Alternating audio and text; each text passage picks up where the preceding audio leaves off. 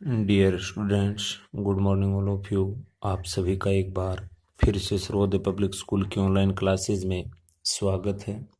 प्यारे बच्चों, अपन पढ़ रहे थे राज्य स्तरीय प्रशासन के बारे में, जिसमें अपन ने राज्यपाल के संबंध में पढ़ लिया था। आज की क्लास में अपन पढ़ने वाले हैं मुख्यमंत्री व उसकी मंत्रिपरिषद के बारे में। जैसा कि अपन सभी जानते हैं कि राज्य की कार्यपालिका का जो संवैधानिक एवं नाम मात्र का जो प्रमुख होता है वह राज्यपाल होता है। यानी राज्य का जो संवैधानिक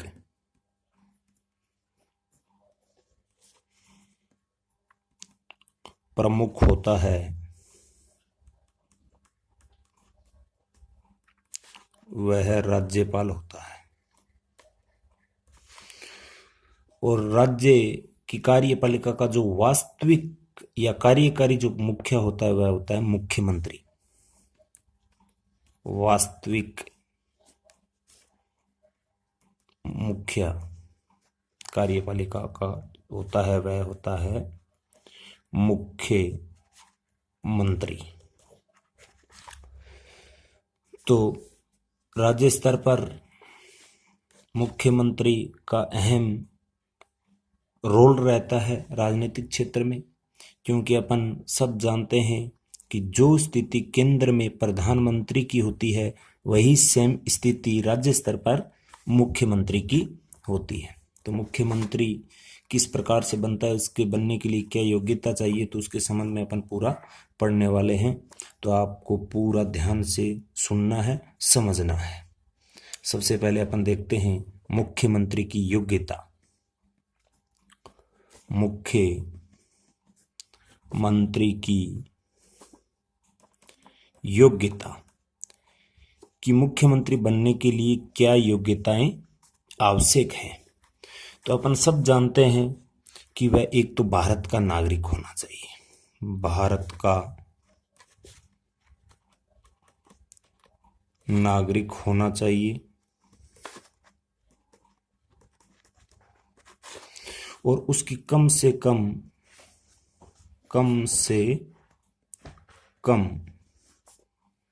25 वर्ष की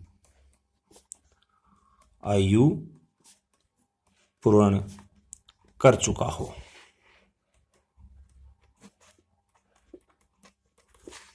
यानी पहली योग्यता तो हो गई वह भारत का नागरिक होना चाहिए। दूसरी, उसकी कम से कम 25 वर्ष की आयु होनी चाहिए, अर्थात उसकी 25 वर्ष की जो आयु है वो पूर्ण हो चुकी हो कम से कम।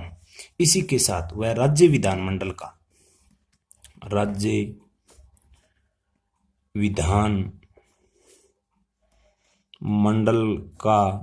सदस्य होना चाहिए।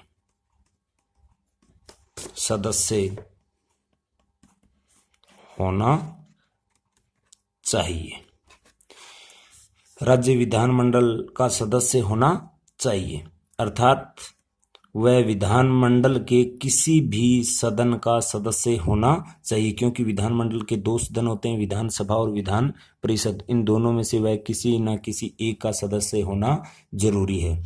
अगर विधानमंडल का सदस्य नहीं है और मुख्यमंत्री पद पर उसको नियुक्ति दे दी जाती है, तो नियुक्ति के ठीक बाद 6 महीने के अंदर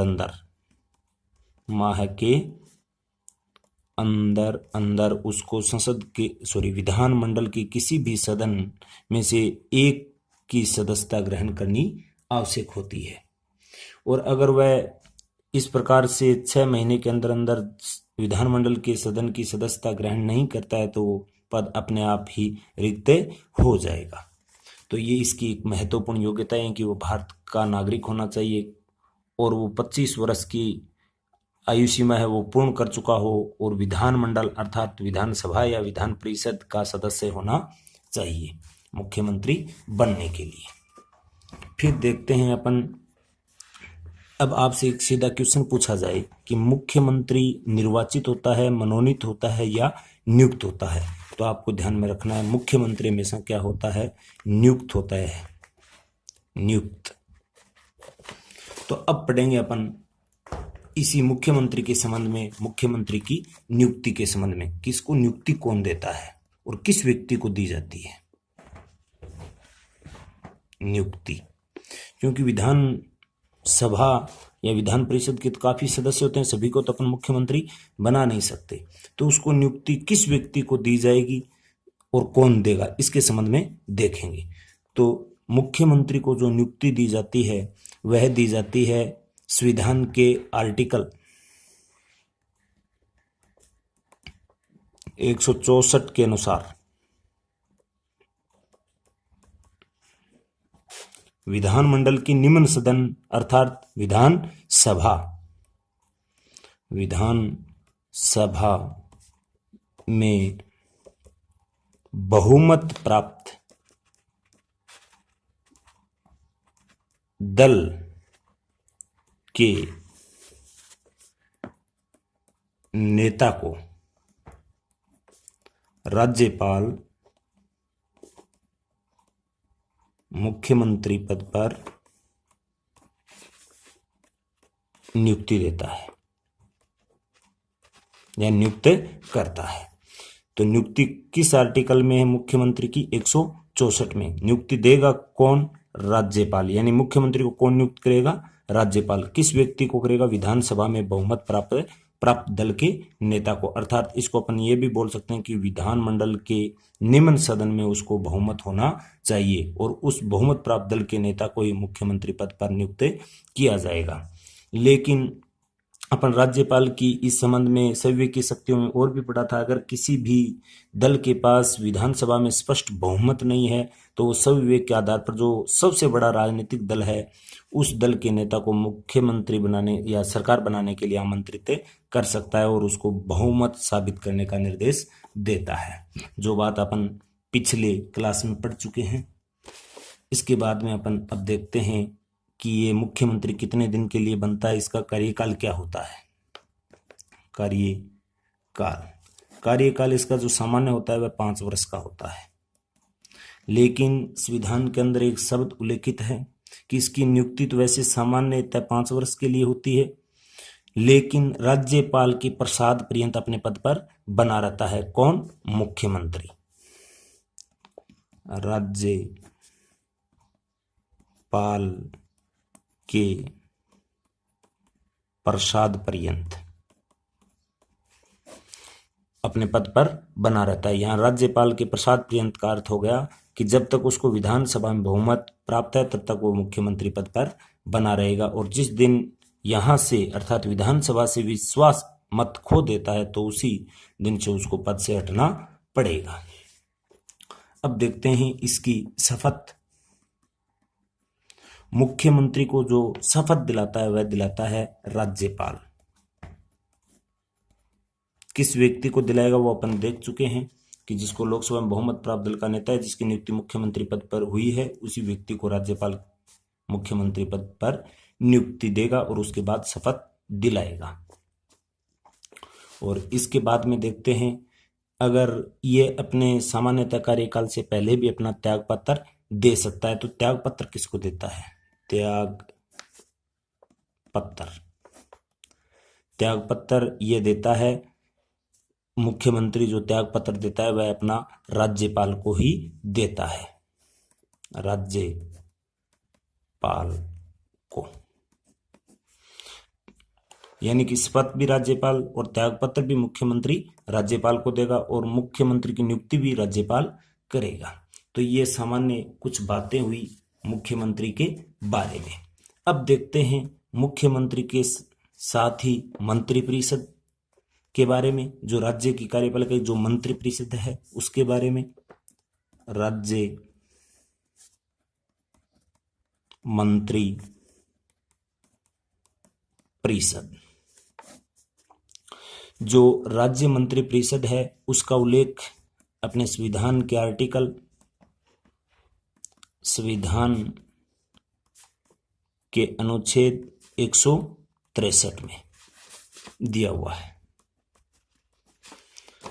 और इसी के साथ यानी कि इस आर्टिकल में स्पष्ट किया गया है कि प्रत्येक राज्य में एक मंत्रिपरिषद होगी और उसका मुखिया कौन होगा? मुख्यमंत्री। और साथ में एक बात और भी आपको ध्यान में रखनी है कि इस मंत्री परिषद की जो संरचना है वो कैसी होती है और इसकी संरचना से संबंधित प्रावधान संविधान के किस आर्टिकल में दिया गया है। तो मंत्री परिषद की संरचना, मंत्री परिषद की संरचना, मंत्री परिषद की जो संरचना है उससे संबंधित जो अपने संविधान के अंदर आर्टिकल है वह है 167, जिसमें इस मंत्री परिषद की संरचना का उल्लेख दिया हुआ है कि मंत्री परिषद की संरचना कैसी होगी, इसमें कौन कौन से मंत्री होंगे। तो इस मंत्री परिषद की संरचना को मुख्यतः अपन 3 भागों में डिवाइड करते हैं, क्योंकि मंत्री परिषद में 3 प्रकार के मुख्यतः मंत्री होते हैं और इस मंत्रियों की जो नियुक्ति दी जाती है वह भी राज्यपाल के द्वारा दी जाती है, लेकिन मुख्यमंत्री के परामर्श के बाद दी जाती है। ये आपको ध्यान में रखना है। यानी कि मंत्री परिषद के जो सदस्य होते हैं, यानी कि जो विभिन्न मंत्री होते हैं, मंत्रियों को नियुक्ति मुख्यमंत्री के परामर्श से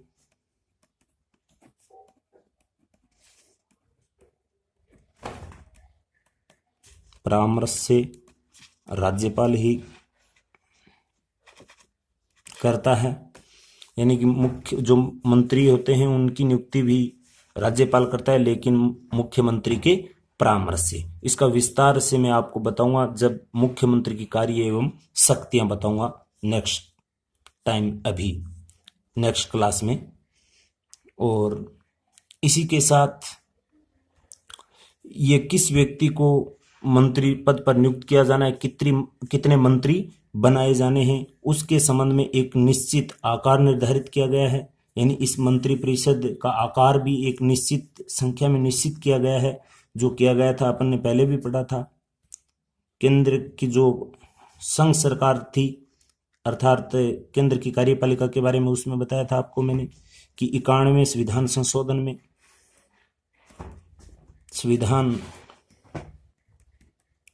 संशोधन के तहत मंत्री परिषद का आकार निश्चित किया गया था। केंद्र में जो लोकसभा के कुल सदस्यों का 15% था, तो यह राज्य के अंदर होगा विधानमंडल के निम्न सदन अर्थात विधानसभा के कुल सदस्यों के 15%। इससे अधिक मंत्री नहीं बन सकते। ये 91वें संविधान संशोधन में निश्चित कर दिया गया था 2003 में।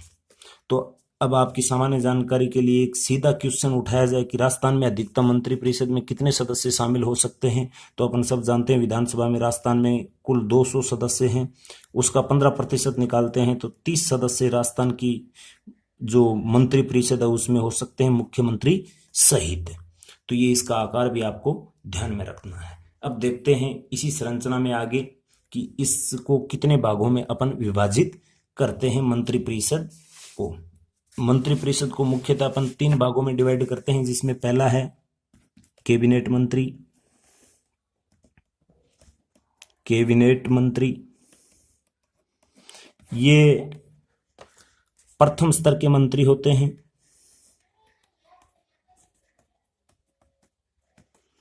और अपने विभाग के स्वतंत्र प्रभारी होते हैं, और इसको अपन मंत्रिमंडल के नाम से भी जानते हैं। जो कैबिनेट मंत्री हैं, कैबिनेट मंत्री, इसको अपन मंत्रिमंडल भी कहते हैं, मंत्रिमंडल भी कहते हैं। यानी प्रथम स्तर के मंत्री अपने विभाग का जो महत्वपूर्ण विभाग होते हैं उसके स्वतंत्र प्रभारी होते हैं। लेकिन ध्यान में रखना, कैबिनेट स्तर के जो मंत्रियों की जो बैठक होती है वो सप्ताह में एक बार होनी आवश्यक है। सप्ताह में कम से कम एक बार, कम से कम एक बार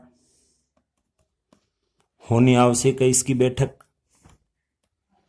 और आवश्यकता पड़ने पर उसको कभी भी इसकी बैठक बुलाई जा सकती है कैबिनेट स्तर के मंत्रियों की, क्योंकि ये प्रथम स्तर के मंत्री होते हैं, अपने प्रभाग के स्वतंत्र प्रभारी होते हैं। और इससे जो आगे की कड़ी में आता है वह आता है दूसरे स्तर के, मैं यहां आगे ऊपर लिख देता हूं।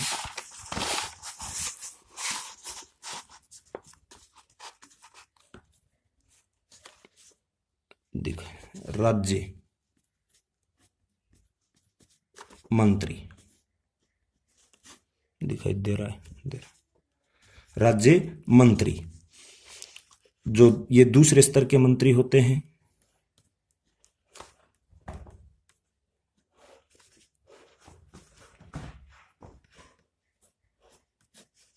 और ये मुख्यतः जो अपन ने पढ़ा था पहला कैबिनेट मंत्री, उनकी सहायतार्थ के लिए होते हैं, लेकिन इनके कुछ के पास स्वतंत्र प्रभार भी होते हैं। और ये दूसरे स्तर के और तीसरे स्तर के जो मंत्री हैं वह है उप मंत्री। जो अपन निम्न स्तर के मंत्री होते हैं, इन दोनों के सहायतार्थ लगाए जाते हैं, यानी कैबिनेट और राज्य मंत्री के सहायतार्थ जो इसकी सहायता करते हैं, इन दोनों स्तर के मंत्रियों के प्रथम और द्वितीय स्तर के मंत्री, अर्थात ये प्रथम और द्वितीय स्तर के बाद के तीसरे स्तर के मंत्री कौन से होते हैं? उप मंत्री। तीसरे स्तर के मंत्री। तो यह मंत्री परिषद की संरचना को मुख्यतः 3 भागों में डिवाइड किया था, कैबिनेट स्तर के, राज्य के और उप मंत्री। और इन सब मंत्रियों की योग्यता, यानी जितने भी स्तर के मंत्री हैं, इनकी योग्यता सेम वही है जो मुख्यमंत्री की थी, यानी जो उसकी भारत का नागरिक होना चाहिए, विधानमंडल के किसी भी एक सदन का वो सदस्य होना आवश्यक है। और ये भी सामान्यतः इस अपने जो राज्यपाल होता है उसके प्रसाद पर्यंत ही अपने पद पर बने रहते हैं, अर्थात जब तक मुख्यमंत्री इसको चाहे तब तक उसको पद पर बने रहते हैं, और उनको जब चाहे तब प्रधानमंत्री राज्यपाल से अनुशंसा कर इनको पद से हटा भी सकता है। अब मंत्रियों की बात आती है, तो ये अपने कार्यकाल में कभी भी अपना त्यागपत्र देकर भी अपने पद से मुक्त हो सकते हैं। तो ये मंत्री हैं वो अपना त्यागपत्र राज्यपाल को देकर पद मुक्त हो सकते हैं। इसके साथ में एक संसदीय सचिव की भी व्यवस्था की गई है।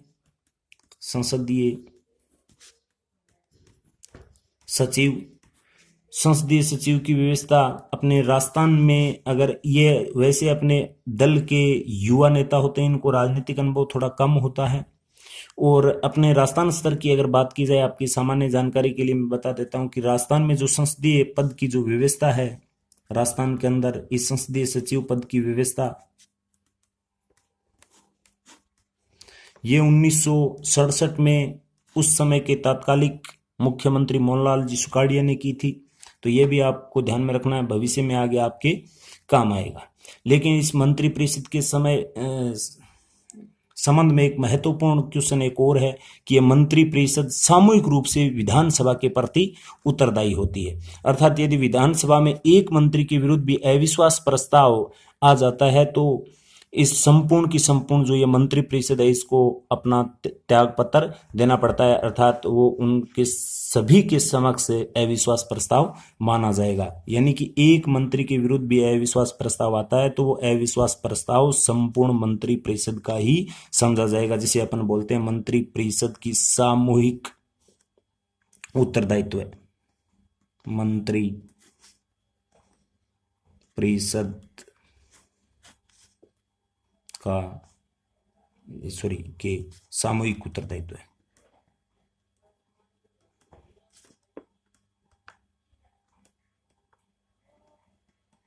इसका मतलब हो गया कि विधानसभा में अगर एक भी मंत्री के विरुद्ध अविश्वास प्रस्ताव आता है तो वो संपूर्ण की संपूर्ण मंत्री परिषद के ऊपर माना जाता है।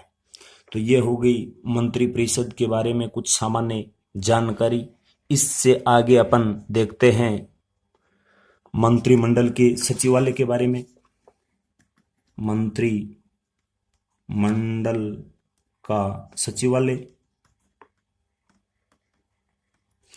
यानी कि मंत्रिमंडल और उसकी बैठकों के और निर्णय में सहायता प्रदान करने के लिए मंत्रिमंडल के सचिवालय कार्य करता है। यानी ये जितने भी मंत्री उनकी बैठक के संबंध में उनकी निर्णय में किसी प्रकार की सहायता देने के लिए एक मंत्रिमंडल के सचिवालय का गठन किया गया है। और इसका जो मुख्य अधिकारी होता है, जो मुखिया होता है, वो एक प्रशासनिक अधिकारी होता है जिसे अपन मुख्य सचिव बोलते हैं। मुख्य सचिव, यानी जो मंत्रिमंडल का सचिवालय है उसका जो मुखिया होता है उसको अपन बोलते हैं मुख्य सचिव, जो प्रशासनिक मुखिया कहलाता है। और राजनीतिक मुखिया होता है वह होता है मुख्य मंत्री।